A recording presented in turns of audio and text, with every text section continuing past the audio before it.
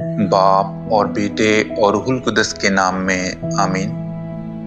ہمارے لیے آج کی تلاوت ملاکی نبی کی کتاب، اس کا پہلا باب اور اس کی 14ویں آیت سے لے کر دوسرے باب کی دوسری آیت تک، اور پھر 8ویں آیت سے لے کر 10ویں آیت تک۔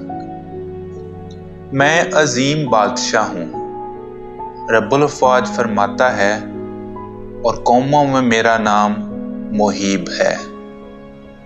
اور اب اے کاہنوں، تمہارے لیے یہ حکم ہے، اگر تم شنوا نہ ہوگے اور میرے نام کی تمجید کو مد نظر نہ رکھو گے، رب الافواج فرماتا ہے، تو میں تم پر لعنت بھیجوں گا اور تمہاری نعمتوں کو ملعون کروں گا، بلکہ ملعون کر چکا۔ لیکن تم راہ سے منحرف ہو گئے ہو اور اپنی تعلیم سے بہتوں کو ٹھوکر کھلائی ہے۔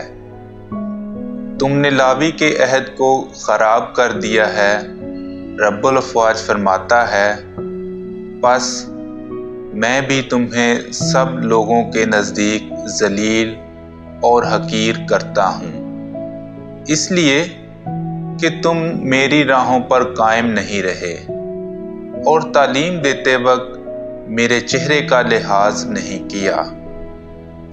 کیا ہم سب کا ایک ہی باپ نہیں؟ کیا ایک ہی خدا نے ہمیں پیدا نہیں کیا؟ پھر کیوں ہم ایک دوسرے سے بے وفائی کر کے اپنے باپ دادا کے عہد کو بے حرمت کرتے ہیں؟ کلام اقدس کا پڑھا اور سنا جانا ہم سب کے لیے باعث برکت ہو۔